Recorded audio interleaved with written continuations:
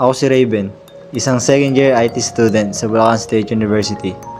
Curious ba kayo kung ano ang buhay ng isang busy na IT student? Kung oo, hindi tara, manood na kayo.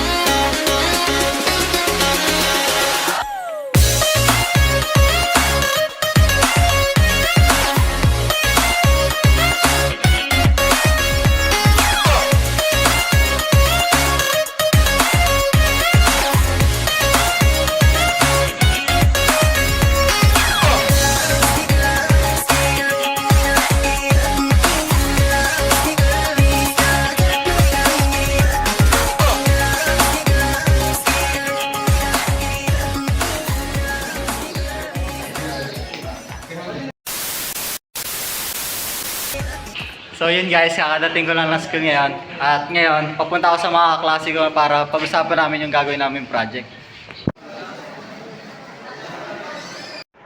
So yun guys, bago ang lahat, papakilala ko muna sa inyo yung mga kagrupo ko. Si Romano, Alam ko na kaya niya na mag-isa.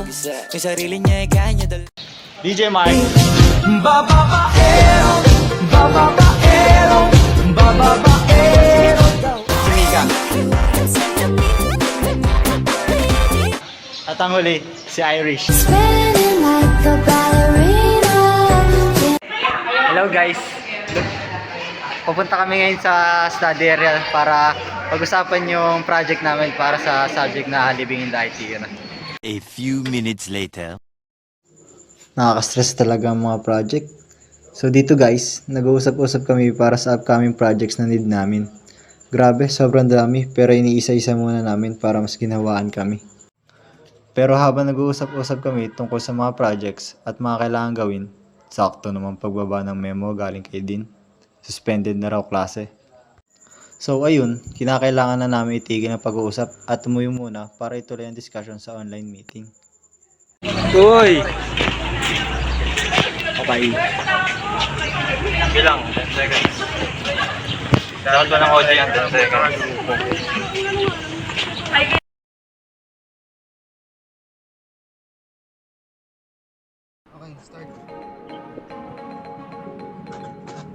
Hello guys! Welcome to a day in the life of an IT students.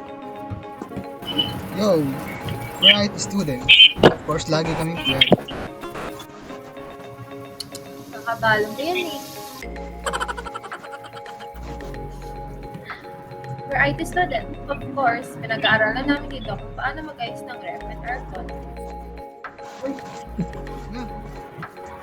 Of course, we're IT students. Lagi kaming late. IT students. Of course. Kala namin pindot-pindot lang. Puro kayo kalakawan yun mo. Pero kaya, tuloy na tayo. Ano? Start na ba? Gina? Na. Game. So, first question. What do you think is the specific problem that you will choose from the issues and challenges regarding life in the IT era?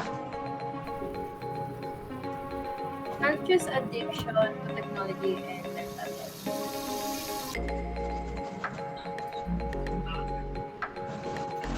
I agree with Mika because nowadays, addiction and mental health issues are rapidly increasing dahil sa mabilis na widespread ng social media, online games, and constant connectivity. Saka madali na lang magkaroon ng access sa technology na pwedeng mag-cause ng mga negative impacts para sa atin or addiction behavior na pwede makadagdag ng stress, pressure, and anxiety. Okay. Second question. What are the essential details you can give to elaborate and describe the problem you choose? As of now, most of people identify addiction with drug or alcohol abuse. But technology addictions may be just as powerful and difficult to overcome. Knowing that modern technology allows people to be more connected than ever, but this may come at a price because excessive use of social media and mobile devices has been connected to depression, eye strain, and trouble concentration.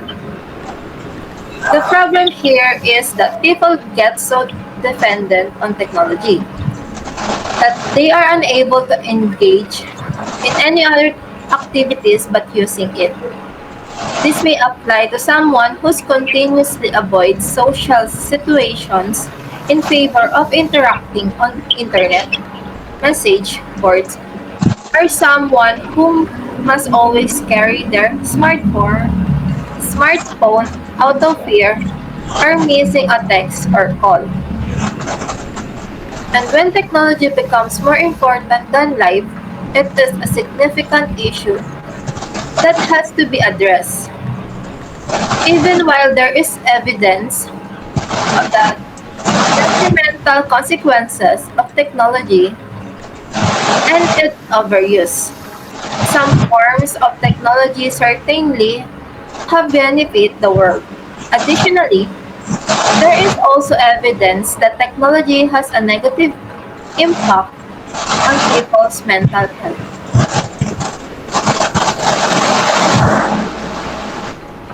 Also, in IT era, addiction and mental health issues often connected due to persuasive nature of technology.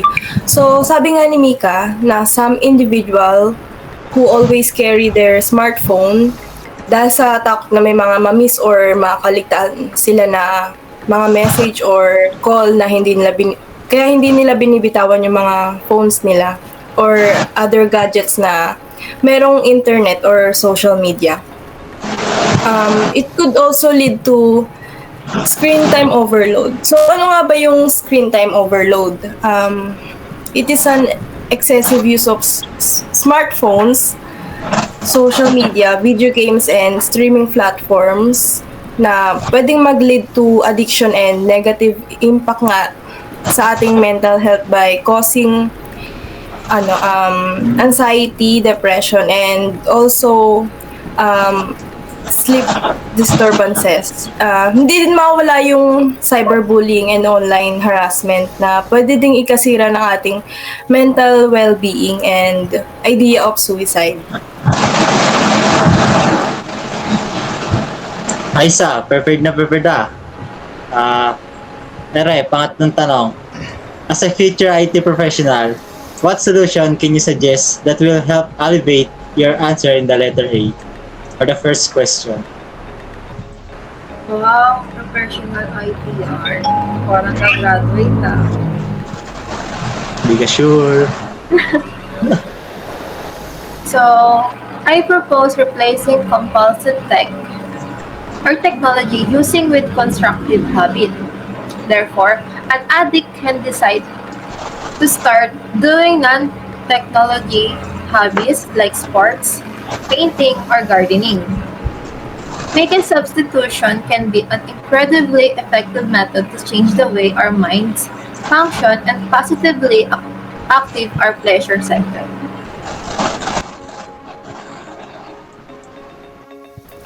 As a future IT professional, ang masasuggest ko to help the issues and challenges regarding the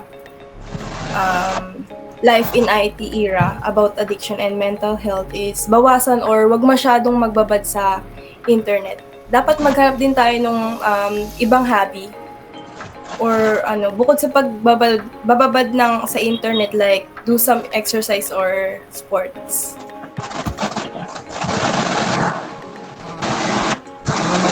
Ang may isasuggest ko bilang isang future IT professional is pwede tayong gumawa ng mobile application na nagpo-promote ng digital wellness na kung saan pwede itong mag-remind sa mga tao na magpahinga muna at pwede itong mag-set ng limit ng paggamit ng kanilang mga gadgets. Bilang isang inaharap na IT professional, maaari kong itaguyod ang pagbuo ng program at tool para sa digital wellness. Kasama rito ang mga application na nagtataguyod ng malusog na paggamit ng teknolohiya. So, ngayong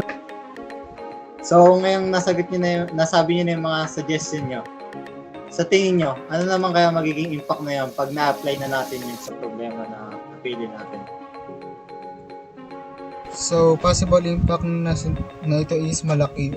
Una, yung application software na ito is nagagamitin para sa digital wellness is pwedeng mag-encourage ng mas magandang habits sa paggamit ng gadgets, di ba? So, less chance na may mabasag ka sa paggamit ng gadgets. Diba?